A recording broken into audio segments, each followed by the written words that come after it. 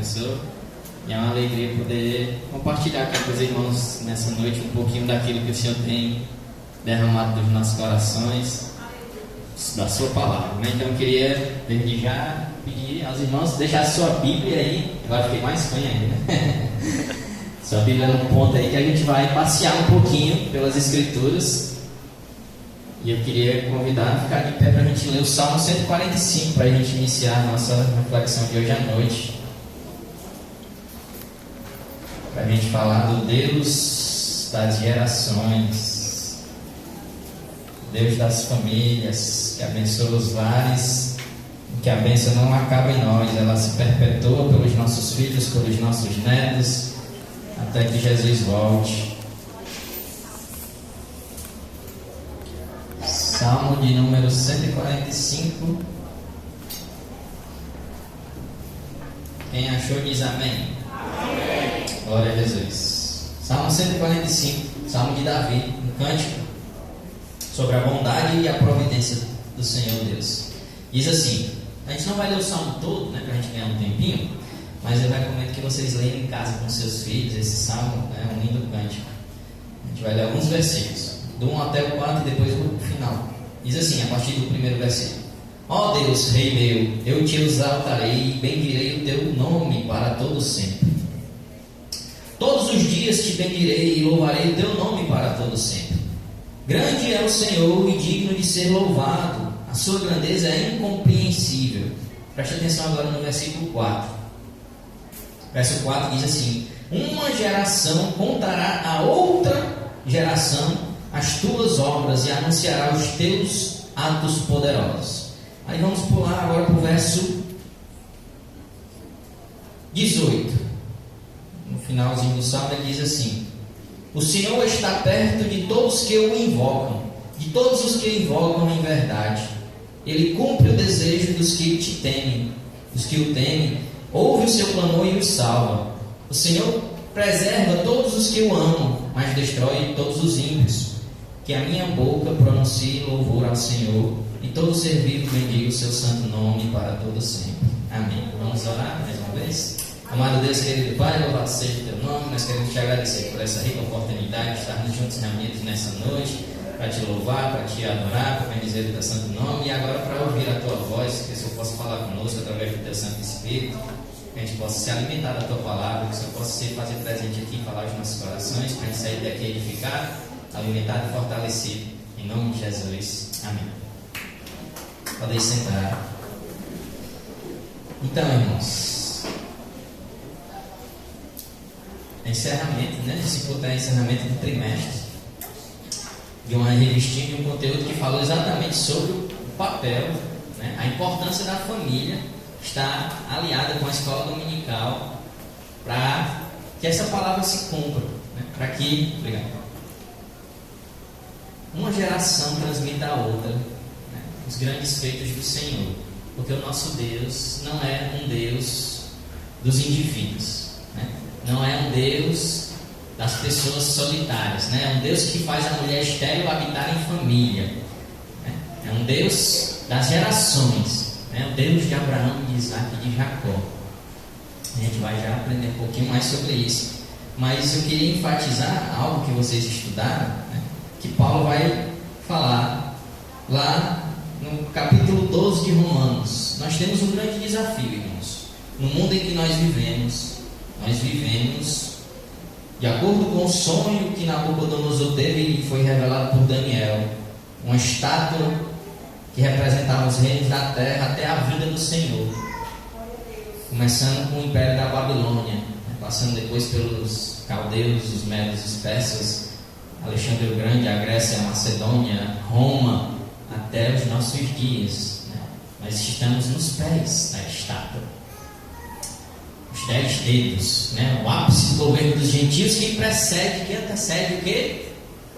Uma rocha que vai destruir esses reinos da terra e vai se levantar e vai criar um grande governo, que é o reino milenar de Cristo, né? Então nós estamos vivendo os últimos dias que antecedem a vinda do Senhor.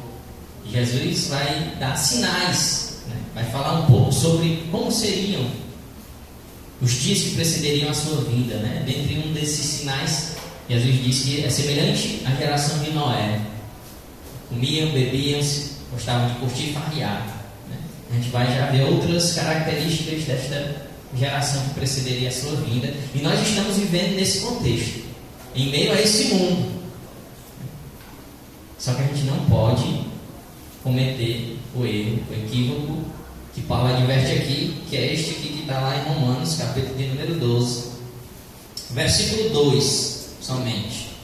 Romanos 12, verso 2, que é que Paulo diz aí, vai falar de vocês. Na minha diz assim: não vos conformeis, ou em outras traduções, amoldeis, né? Não tomar a forma de quem? Do mundo, mas sejam transformados pela renovação do vosso entendimento ou da vossa mente, para que possam experimentar a boa, perfeita e agradável vontade de Deus. Então, irmãos, é um desafio muito grande, porque a gente vive nesse mundo que tenta nos moldar, nos conformar com seus princípios e valores, que nessa próxima revistinha, inclusive, vocês vão estudar mais sobre isso, né? Diante do império do mal, diante da Babilônia, né? Com seus deuses, com seus ídolos, com seus valores que são contrários aos princípios, aos valores do Senhor, da Sagrada Escritura, como, por exemplo, um padrão de família, como, por exemplo, o que é mais importante. O mundo vai dizer, por exemplo, e é isso que nossos filhos aprendem, né? Passam 10 anos, 14 anos na escola, aprendendo o quê? Depois vão para a faculdade, aprendendo o quê? E os que continuam fazendo especialização, mestrado, doutorado, às vezes passam 20 anos recebendo uma formação. Para quê, irmãos? Para aprender a ser um bom pai de família, uma boa esposa, um bom filho? É para isso? Não. É para ganhar dinheiro, é para servir a mamão. E nessa busca de ter sucesso, ser bem sucedido, próspero, o que é que acontece? Deixa de honrar pai e mãe, deixa de valorizar a família. Aqueles que se casam retardam os filhos porque vai prejudicar, e às vezes abandonam o cônjuge. Acaba a vida sendo muito bem sucedido, como eu conheço. Deus me permitiu passar por essas formações, mas muitos dos meus professores se divorciaram já várias vezes, vivem sozinhos. São professores universitários, mas não têm uma família, não têm uma companheira, não estão vivendo aquilo que Eclesiastes diz: é melhor ser 2 do que 1, porque se cair, o outro ajuda a levantar. E eles não vão aprender isso lá na escola, no colégio, na faculdade. E é que eles vão aprender esses princípios, esses valores, se não for, em primeiro lugar, em casa, e depois aqui conosco, porque o mundo não vai ensinar isso. Isso é perda de tempo para o mundo. Isso aí não ajuda a construir o cidadão da terra, porque nós temos uma cidadania que é celeste, mas o cidadão da terra só está preocupado com as coisas deste mundo. Mas Paulo vai dizer que nós não vivemos pelo que nós vemos, né? Nós não estamos preocupados em agradar o nosso patrão, os nossos professores. Nós estamos preocupados em agradar aquele que nos alistou, né? O Senhor dos Exércitos, né? O Deus da nossa salvação, que nos salvou, né? A Ele é quem nós devemos honra, louvor e glória, não a ninguém no mundo. Então, irmãos, nessa noite eu queria, diante desse grande desafio que é não se conformar, eu queria que a gente meditasse um pouco e aprendesse um pouco com a vida de um jovem. E não com a vida dele em si, mas que é algo que ele recebeu de herança da sua casa, da sua família. Eu queria que você abrisse a sua Bíblia aí, lá em 2 Timóteo. Timóteo era um jovem que se tornou pastor, uma referência para a igreja primitiva. Paulo deixou Timóteo, aos encargos de Timóteo, a responsabilidade de cuidar da igreja de Éfeso. Era uma das maiores igrejas antigas, né? As primeiras cidades que Paulo evangelizou, lá em Éfeso, e Paulo teve a responsabilidade, ou entregou a responsabilidade daquela igreja nas mãos de Timóteo, que era um jovem. Mas de onde vinha esta graça, né? Esta fé de Timóteo, né? Que eu queria que a gente meditasse um pouco, porque às vezes a gente espera isso dos nossos filhos, né? Eles sejam como Timóteo, como Daniel e seus amigos, né? Jovens, valentes, valorosos. Mas a questão é: o que nós estamos fazendo para que isso seja verdade na vida deles?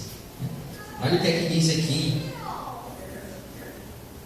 2 Timóteo capítulo 1. Vamos ler a partir do verso 2. Paulo começa se apresentando, e no verso 2 ele diz assim: a Timóteo, meu filho amado. Paulo tinha Timóteo como um filho, embora não fosse de fato filho biológico. Graça e misericórdia e paz da parte de Deus Pai e do nosso Senhor e Salvador Jesus Cristo.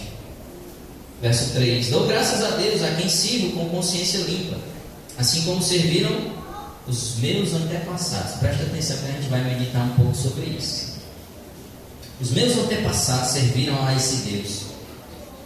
Ao mencionar-te sempre em minhas, como é que está de vocês aí? Orações e súplicas. Aqui é uma primeira grande lição, né? Paulo está dizendo que fazia o que por Timóteo, como um filho. Como é que ele cuidava do filho dele? Fazendo o quê? Orando. Isso aqui serve para os jovens também. Como é que eu sei que eu amo alguém em Deus? Porque no mundo, quando você se apaixona por alguém, aí você quer conquistar aquela pessoa, você dá presentes, né? Você vai convidar para sair, né? Você vai tentar agradar com os recursos humanos, né? Mas o amor de Deus não é assim. Não se compra nem se deixa conquistar com objetos materiais, com propostas humanas. Como é que eu sei que eu tenho um amor que vem de Deus? Primeiro sinal, irmão, você ora por aquela pessoa. O amor genuíno de Deus vai despertar dentro de você um desejo de que a bênção que Deus, né, esse cuidado que Deus derrama sobre a sua vida esteja sobre a vida dela também. Então, Paulo amava Timóteo e orava para que Deus continuasse abençoando a vida de Timóteo, mesmo não estando presente. Verso 4 diz assim: recordo-me também das tuas lágrimas, do desejo, e desejo muito te ver, para que a minha alegria seja completa. Preste atenção agora no verso 5. Também recordo do que? Como é que está na Bíblia de vocês? Da fé não fingida. Em outras traduções diz de uma fé sincera. Isso aqui é muito forte, né? Porque o que tem de fé fingida, né, de uma fé de aparências no nosso meio, nos nossos dias, não é brincadeira. No meio dos jovens, então, né? Tem até a brincadeira, né? Tem muito jovem aí, é crente 007, né? Isso serve para nós também. Às vezes no trabalho, né? 007, ninguém sabe que a gente é crente, né? Que a gente serve a Deus, né? Aí quando diz que tu é crente, nem sabia. Então, por que dessa fé disfarçada, fingida, né? É só crente aqui na igreja. Quando sai daqui, parece que sumiu o cristão, né? Sumiu o crente. Só que a Bíblia diz que a fé de Timóteo não era assim, disfarçada, fingida. Era uma fé sincera. Mas isso não começou em Timóteo. O que é que diz o restante do versículo? Esta fé, recordo que esta fé que há em ti, primeiro habitou em quem? Em tua avó, Lóide. E depois da tua avó passou para quem? Para tua mãe, Eunice. E estou certo que esta mesma fé não fingida, sincera, autêntica, habita em ti, porque ela foi passada geração em geração, dentro de casa, viu, irmãos? Da avó para a mãe, da mãe para o filho. Não foi na escola, na faculdade, no trabalho. Tem coisas que nunca vai ensinar para os nossos filhos, nem para nós. Quem vai ensinar é o próprio Deus. Só que antes dele ensinar para nós, ele ensinou para alguém antes de nós. Se cada um de nós está aqui hoje, em primeiro lugar, porque o próprio Jesus, lá João capítulo 17, orou por nós. Você abrir lá no capítulo 17, vai dizer assim, Jesus orando, né? Pai, né? Eu intercedo não só por esses meus discípulos aqui, mas por aqueles que ainda não creem em mim, através da palavra deles, da pregação deles. Se você está aqui hoje é porque alguém orou pela sua vida. Então a nossa fé não começa em nós, ela começa em alguém que Deus alcançou, alguém a quem Deus se revelou antes de nós, e ela não pode terminar em nós. Até que Jesus venha, é o nosso dever fazer com que essa fé não fingida, sincera, alcance nossos filhos e nossos netos. Tem uma bênção lá no Salmo 128 que é muito linda, é o Salmo da família, né? O homem que teme ao Senhor será como alguém que senta à sua mesa e tem a sua esposa no interior da sua casa como uma videira frutífera. A videira é a árvore da alegria, né? O vinho é o vinho da alegria, né? E os seus filhos serão como ramos de oliveira sentados ao redor da sua mesa, né? A oliveira é outra árvore bíblica que fala do azeite, do óleo. Salmo 133 vai dizer: quão bom e quão suave é que os irmãos vivos em união. É como o óleo que desce sobre a barba de Arão, né? O óleo que representa o Espírito Santo. Aleluia. Nosso lar, como aqui diz aquela casa, né? A casa daquele salmista, né? Relatada naquele salmo, deve ser cheia de alegria e da presença de Deus, cheia do Espírito Santo de Deus. E aí o salmo termina dizendo: e ele verá, né, os filhos dos seus filhos. Nós vamos ver, irmão, a não ser que a gente não faça por onde e tenhamos a nossa vida ceifada antes, mas é uma promessa bíblica. Aqueles que temem ao Senhor verão os filhos dos seus filhos. Agora a questão é: como nós veremos? Porque muitos pais, eu conheço muitos pais, muitos avós, que veem seus filhos e seus netos, mas veem do jeito que não queriam estar vendo. No mundo, nas drogas, né, perdidos. Mas não é essa a promessa, né? Que eles vão estar como ramos, cheios da presença de Deus. Mas para isso começa com aquele que teme ao Senhor. Não sei se eu estou conseguindo me fazer entender, irmãos, mas infelizmente, vamos ler aqui o que Paulo diz do retrato das pessoas dos nossos dias. 2 Timóteo capítulo 3. 2 Timóteo capítulo 3 diz assim: ó, saiba, porém, que nos últimos dias, nos nossos, haverá tempos difíceis, pois os homens amarão mais a si mesmos, serão gananciosos, arrogantes, presunçosos, blasfemos, desobedientes aos pais, ingratos, ímpios, sem afeição natural, incapazes de perdoar, caluniadores, descontrolados, cruéis, inimigos do bem, traidores, inconsequentes, orgulhosos. Preste atenção agora no final do verso 4. Mais amigos dos prazeres do que amigos de Deus. E ainda tem uma aparência de piedade, né, de religiosidade, mas rejeitam o poder de Deus. Afaste-se desses. Então é esse tipo de gente que a gente convive, irmão, e nossos filhos convivem dentro da escola, na faculdade, no trabalho. Gente que aprende porque é isso que o mundo ensina, né? O que é que a gente vê na propaganda da TV? Né? Que lanche feliz. Se você não comer, você vai ficar triste, irmão. O mundo seduz a gente toda hora com essas propagandas, com essa mensagem, né? Conquiste sua alegria, conquiste sua liberdade, sua felicidade está aqui. Mentira, irmão. Liberdade é em Cristo. Conhecereis a verdade e ela vos libertará. Se o Filho vos libertar, verdadeiramente sereis livres. A alegria é em Cristo. Eu vim para que vocês tenham vida e vida em abundância, para que o vosso gozo, a vossa alegria seja completa. Mas os nossos filhos e a gente, irmão, é bombardeado com mentiras. O Deus desse século, a Bíblia diz, Paulo diz, cegou o entendimento dos incrédulos. Aqueles não entendam, não busquem a verdade. Então, não é brincadeira. Como a irmã mesmo aqui já disse antes, né? O inimigo tem trabalhado pesado para duas coisas: destruir as famílias e o futuro dos nossos filhos. E o que nós estamos fazendo para que essa tragédia não aconteça nas nossas casas? A gente precisa resgatar aquilo que nos foi legado desde o pai da fé. Porque o povo de Deus foi escravo no Egito durante 400 anos e aprendeu muita coisa errada. Só que Deus chegou um dia que disse: basta, eu não escolhi um povo para viver na escravidão, eu escolhi um povo para ser livre, porque eu só recebo a adoração de pessoas livres e não só de qualquer pessoa. A palavra diz que em Cristo Ele nos fez reis e sacerdotes.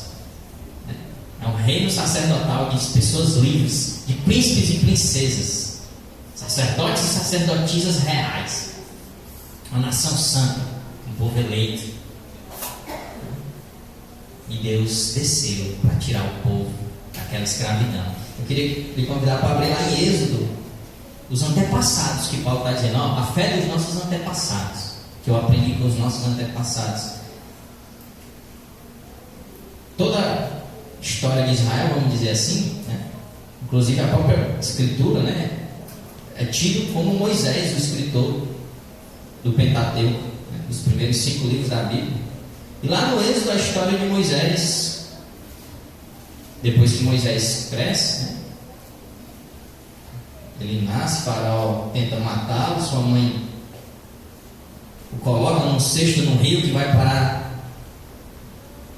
nas mãos de uma princesa, uma filha de Faraó, e ele é criado lá no palácio. Só que um dia Deus o chama, né? Só que aí ele se apressa, precipita, acaba matando o egípcio, vai para o deserto e passa a ser um pastor de ovelhas.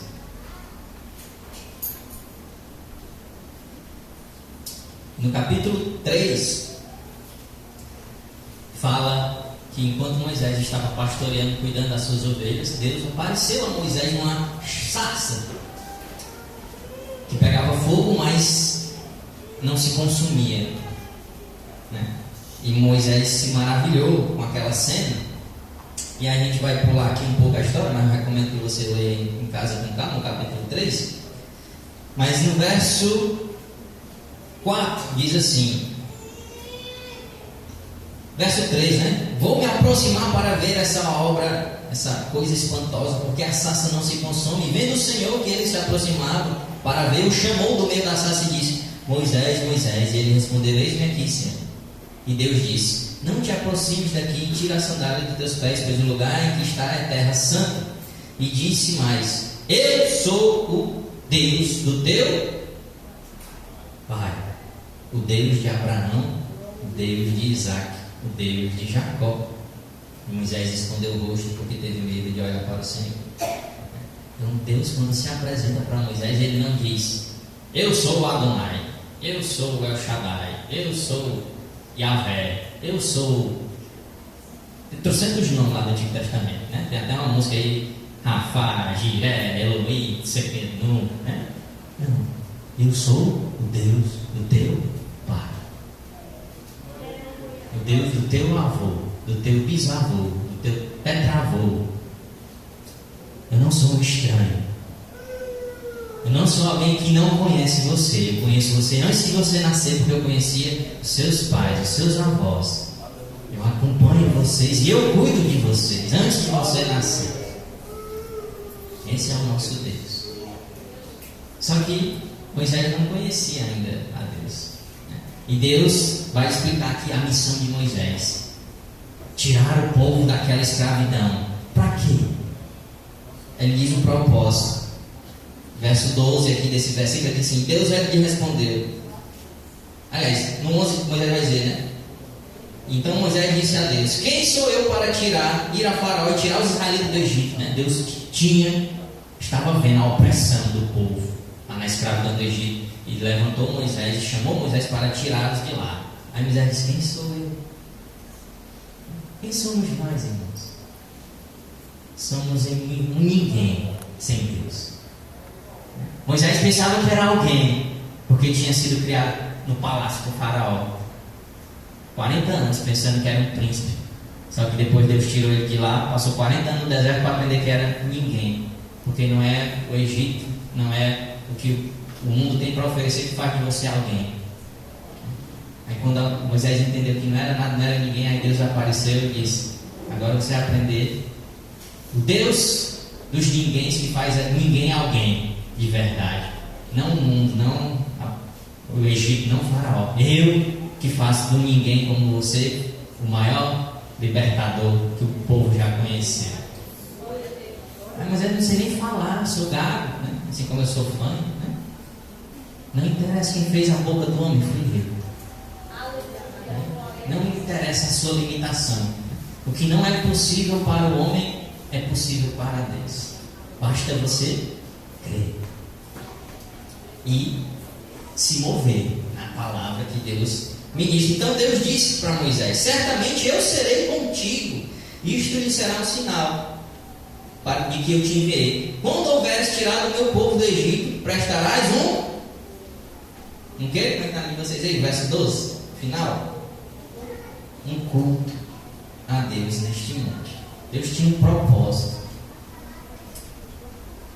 ensinar o povo a adorar o verdadeiro Deus, porque eles viviam num mundo sem entendimento, cheio de deuses lá no Egito, e não sabiam o que era adorar o verdadeiro Deus. E Deus disse: Moisés, tire eles de lá, porque eu vou ensinar vocês a viverem uma vida santa, a desfrutarem da minha presença e da bênção que é estar diante de mim, diante da minha presença. Só que você não pode fazer isso lá no Egito, porque se vocês continuarem a história, irmãos, nos próximos capítulos vai ser Moisés indo com Arão falar com o faraó, dizendo isso: Deus mandou tirar o povo daqui para adorar. Aí Moisés fala com o faraó e o faraó não aceita. Porque o faraó não aceita, começa a vir as pragas, né? As 10 pragas que Deus mandou no Egito. Só que tem alguns momentos durante as pragas, se eu não me engano, na quarta praga, vai na terceira, vai na quarta, Moisés, o faraó diz assim: vem cá, vamos ler, né? Vamos ler. Olha as propostas, preste atenção, gente, porque isso aqui acontece com a gente. O mundo quer negociar nossos princípios e nossos valores. Vocês vão estudar isso aqui no próximo trimestre, mas eu estou adiantando aqui um pouquinho para vocês. O mundo quer negociar, como o faraó quer negociar nossos princípios e nossos valores. Olha o que é a proposta que o faraó faz para Moisés lá em Êxodo, capítulo de número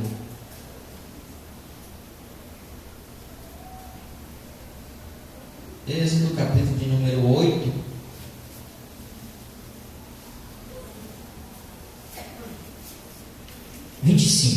Primeira proposta de Faraó, quando as pragas começaram, na quarta praga, a praga das moscas, né? E aí Faraó chama Moisés e diz assim para Moisés: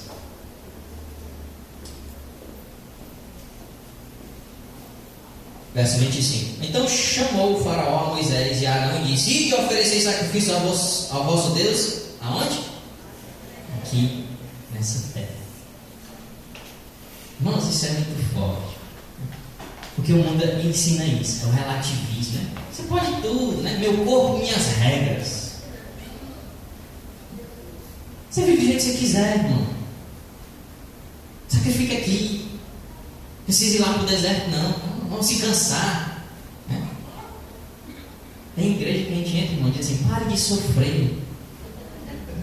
O evangelho coach, né? Você pode, você consegue, né? Vai dar tudo certo. Vai dar tudo certo, irmão. Mas vai dar tudo certo daquilo que Deus planejou, não o que você planeja. Para dar certo o que Deus planejou, vai dar muito errado aquilo que a gente planeja. Porque José tinha um sonho, irmão. Sonhou que o sol e as estrelas, a lua se dobravam diante dele. Um sonho de Deus. Ele pensou que ia ser uma maravilha, mas começou com os irmãos ciumentos, venderam ele como escravo. Aí foi parar no Egito como escravo. Aí depois Deus era com José. E ele foi parar na casa do capitão da guarda de Faraó, que era Potifar. E Deus abençoou e Moisés virou administrador de tudo que era da casa de Potifar. Só que a sua esposa, a esposa de Potifar, cobiçou José e tentou se relacionar com José ilicitamente. E José disse: não, como pecaria eu diante do meu Deus? E por causa disso, da fidelidade de José, foi parar na cadeia, irmão. Deu tudo errado, irmão, na vida de José. Mas a palavra de Deus se cumpriu. Porque não interessa se aos nossos olhos não está dando certo. Quando José estava lá na cadeia, irmãos, Deus mandou o copeiro do rei, do faraó, e o padeiro. E eles tiveram 2 sonhos, cada um teve um sonho, e José interpretou. E o padeiro iria morrer, mas o copeiro iria voltar a servir faraó. E José disse: lembra-te de mim quando estiver lá de volta, lá diante de faraó, que eu interpretei o teu sonho para me tirar daqui. E a Bíblia diz: sabe o que, irmãos? Passaram-se 2 anos e o copeiro se esqueceu de Moisés e de José. Mas Deus não se esqueceu, irmãos. A Bíblia diz que depois de 2 anos Deus colocou um sonho na mente de faraó que ninguém conseguia interpretar. E faraó ficou preocupado e disse: e agora? Aí o copeiro se lembrou de José. Tem um servo de Deus lá na cadeia que interpretou meu sonho e pode interpretar você também. Não, pode dar tudo errado, mas às vezes tem que dar errado para dar certo.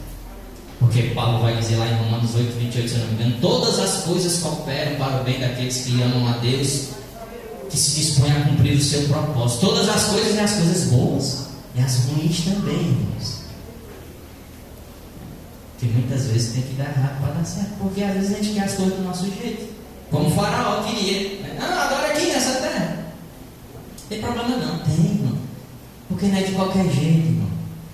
A palavra diz que Deus, quando tirou eles do deserto, não vai dar tempo da gente ver todas essas propostas, mas quando Deus tirou eles do deserto, Deus fez um tabernáculo para habitar no meio do povo e separou pessoas para cuidar do tabernáculo. E o tabernáculo era dividido em 3 partes: o átrio, o lugar santo e o lugar santíssimo. E só quem podia entrar no lugar santíssimo era o sumo sacerdote uma vez por ano. Só que os filhos dele, porque achavam que era filho do sumo sacerdote, entraram lá, irmão. Sabe o que aconteceu? Morreram, porque não podiam, porque não é de qualquer jeito. Quando Davi foi ungido rei, começou a governar, a arca da aliança, que era que ficava, simbolizava a presença de Deus, ficava no lugar santíssimo, no Santo dos Santos, estava lá perdida, lá, não lembro agora se era com os filhos de Deus. E Davi quis trazer a arca de volta para Jerusalém. Só que não é só de boa vontade que Deus se agrada, irmãos. Davi tinha um coração segundo o coração de Deus. Tinha um desejo de trazer a arca de volta. Davi desejou construir um templo para Deus. Só que Deus disse: eu te agrado da tua boa vontade, mas você não pode, porque tuas mãos estão sujas de sangue. A minha casa é um lugar de paz. Quem vai construir é o teu filho, mas você não vai poder. Porque as mãos de quem matou, de quem estão sujas de sangue, não pode. E quando a arca estava sendo trazida, teve um jovem inocente a arca estava sendo trazida numa carruagem com bois, porque era o top da galáxia lá da época, né? Todo mundo fazia isso. Aí Davi quis imitar todo mundo, irmão. Todo mundo desfilava no carnaval lá com seus ídolos, né? Aí Davi: vamos trazer a arca também, botar em cima de um paredão desse aí, né? Fazer uma passeata para Jesus, bora? Aí Deus: não é assim. Não adianta ter boa vontade e não ter a palavra. Aleluia, Deus. A Bíblia diz que Deus fez o carro tropeçar e a arca caiu. Aí um jovem desavisado foi querer segurar a arca. O que aconteceu, irmão? Morreu. Por quê, irmão? Porque Deus não é bom? Não, irmão. Porque se você vai contra a vontade de Deus, você morre, irmão. Ou nesta vida ou na vindoura. E Deus não quer isso. Deus quer que todos conheçam a verdade e sejam salvos. Paulo vai dizer isso. Todo aquele que invocar o nome do Senhor será salvo. Mas como invocarão o nome daquele que não conhece? Como conhecerão se não há quem pregue? Como pregarão se não forem enviados? Né? Nós como igreja temos essa missão de ensinar esse mundo a invocar o nome do Senhor. Mas como é que a gente vai fazer isso se a gente não faz isso dentro de casa, em primeiro lugar? Então aquele jovem, na sua inocência, morreu. Por quê? Porque Deus estava profundamente triste e irado, porque a sua presença estava se rebaixando a ser igual a dos outros. E o nosso Deus é o único Deus verdadeiro, é diferente de todos os outros. E naquela hora, Deus não queria matar Uzá. Deus queria que a sua arca estivesse sendo conduzida como deveria. E ele, na sua inocência, né, pensou que estava ajudando a Deus, né? E, irmãos, isso é uma história que se repete. Abraão quis dar uma mãozinha. Sara e Abraão quiseram dar uma mãozinha para que a palavra de Deus se cumprisse, né? Rapaz, nós somos velhos, mas Deus prometeu um filho. Toma aqui essa mulher nova aqui para tudo.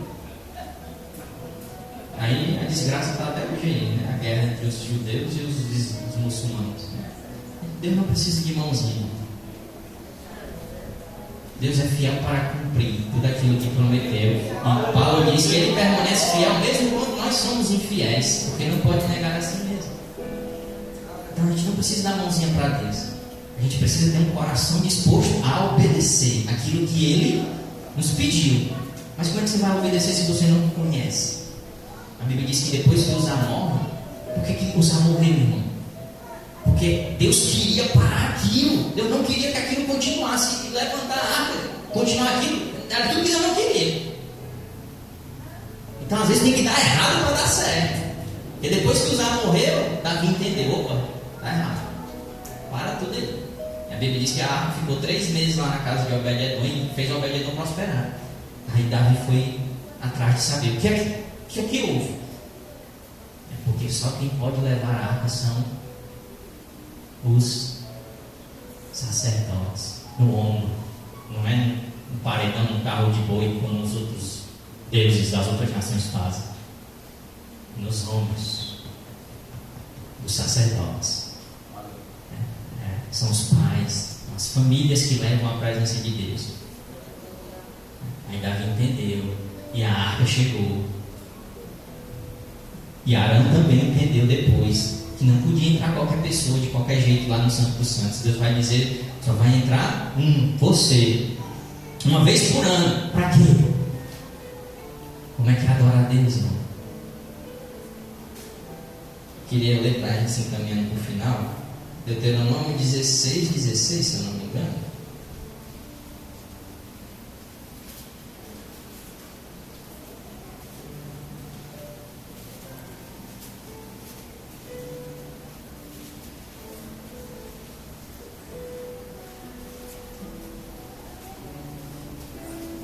Deuteronômio 16 diz assim: 3 vezes por ano todos os teus homens aparecerão diante do Senhor teu Deus, no lugar que Ele escolheu, na festa dos pães sem fermento, nas festas das semanas, na festa dos tabernáculos. E não irão, porém, de mãos vazias na presença do Senhor.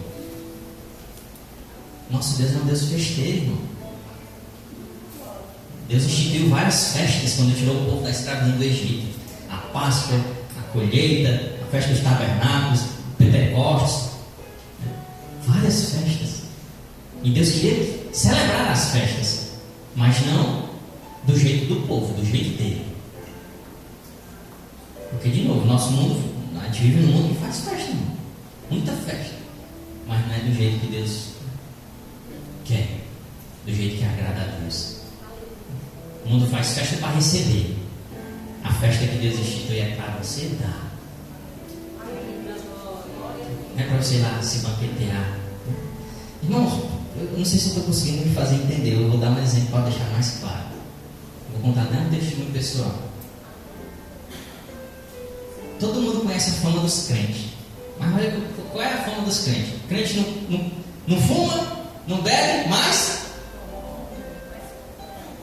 a nossa fama é essa. Nós somos um povo que come. Não fuma, não bebe, não dança, mas como? Gosto de ir para rodízio. É o terror dos rodízios, os crentes. Dá prejuízo nos rodízios.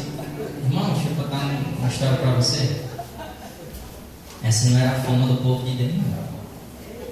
A igreja primitiva. Vamos ler, né? Vamos ler. 1 Coríntios capítulo 13.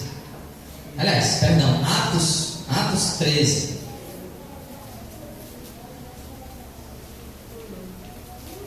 Estou encerrando. Atos 13.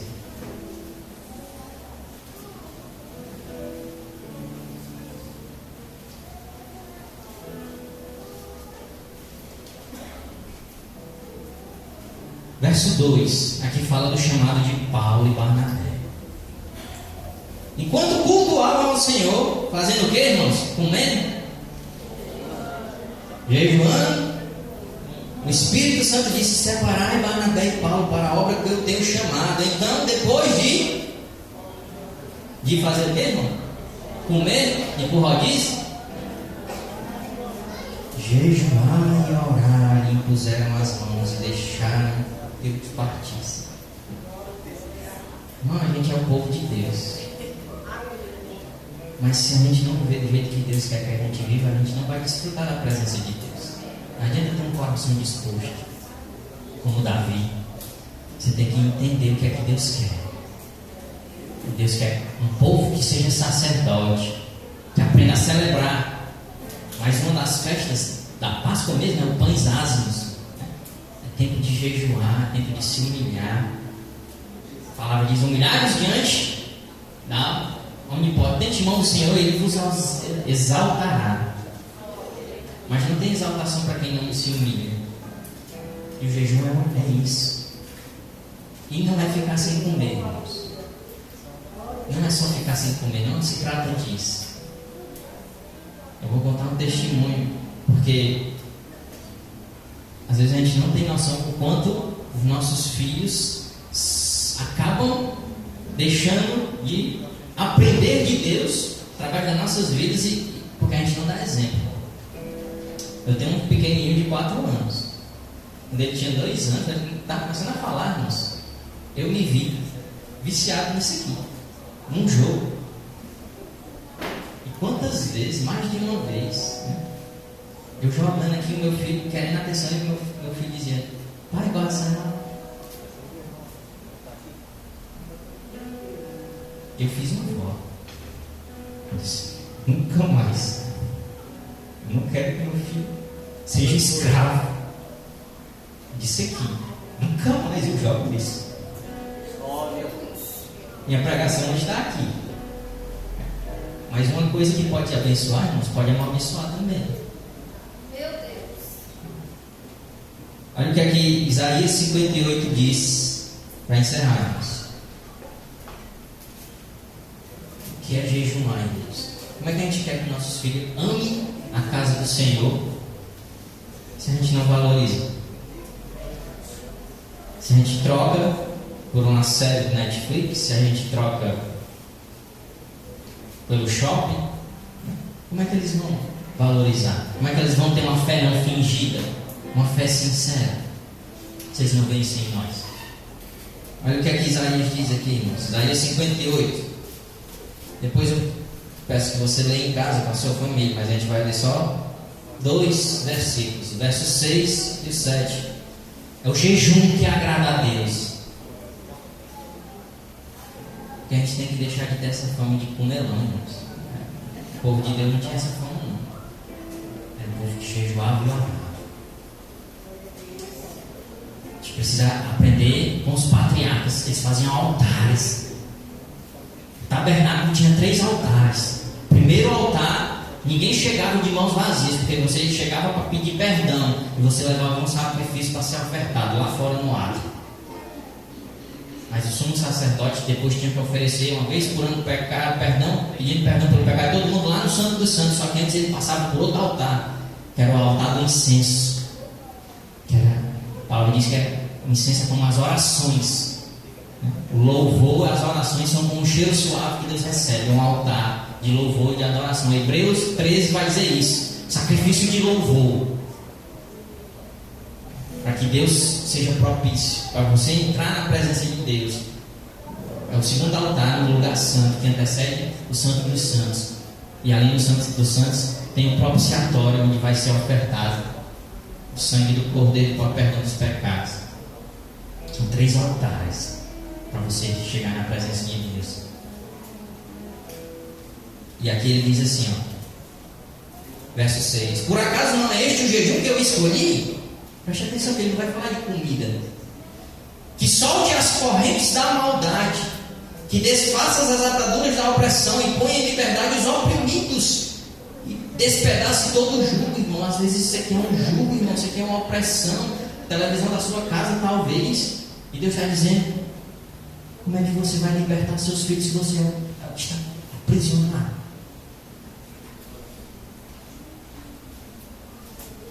Jejum. Se liberte, busque libertação você primeiro, para que eles depois sejam livres também, através do seu exemplo. Verso 7: não é também isto que repartas o pão com o faminto e recolha em casa os pobres e desamparados? Não é que vistas o nu, cubras e não te deixes de socorrer o teu próximo? No final do Sermão da Montanha, Jesus diz assim: nem todo que me diz Senhor, Senhor entrará no reino dos céus. Ah, Senhor, mas nós não profetizamos em teu nome, não expulsamos demônios em teu nome, não operamos sinais e maravilhas em teu nome? E eu vos direi abertamente: apartai-vos de mim, malditos vós que praticais a iniquidade, porque eu não vos conheço. Mas lá em Mateus 25 ele vai dizer assim: porque eu tive fome e me deste de comer, eu estava enfermo e foste me ver, estava nu e me vestiste, estava preso e foste me visitar. Quando foi que nós fizemos isso, Senhor? Que o Senhor não estava aqui? Toda vez que fizeste a um dos meus pequeninos, fizeste para mim. Aleluia. Nós estamos fazendo isso, irmão? Nós estamos ensinando isso para os nossos filhos? Como é que a gente quer que eles vivam uma fé genuína e sincera se a gente não for exemplo para eles, irmãos? E de novo, não pense que o mundo vai ensinar eles a fazer isso, porque não vai. Eles não vão aprender nada disso 10 anos na escola, 4 anos na faculdade, o resto da vida no trabalho. Não vão aprender em casa. E aqui, desde que, como a irmã falou, a sementinha que é plantada aqui, você regue lá, o seu exemplo. Porque senão vai ser uma fé fingida. Faz de conta aqui dentro e depois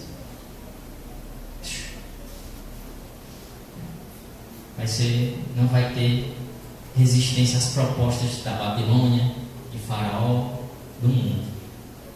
Mas eu oro e peço a Deus que Deus levante uma geração que não vai pensar só em si mesmo, nos seus bens, né, nos seus deleites e prazeres, mas vai olhar para a próxima geração e vai interceder como Paulo, orando por ela, para que eles sejam cheios de fé, de uma fé não fingida, mas começando por nós, mas que eles se aprofundem, né? O rio de Ezequiel 47 fala lá de um rio que tem vários níveis.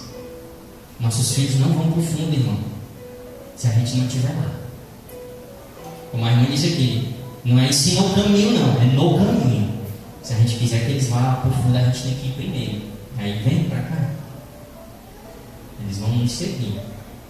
Agora, para onde a gente está direcionando eles? Amém, irmãos? Eu teria mais coisa para compartilhar com os irmãos, mas eu peço perdão, aí a hora já vai adiantada demais. Eu peço perdão ao pastor aí, estourei o tempo, mas era o que Deus tinha colocado no meu coração para compartilhar com os irmãos. Espero que Deus tenha falado convosco. Deus abençoe, e se Deus permitir uma outra oportunidade, a gente está aqui de novo compartilhando com vocês. Obrigado pela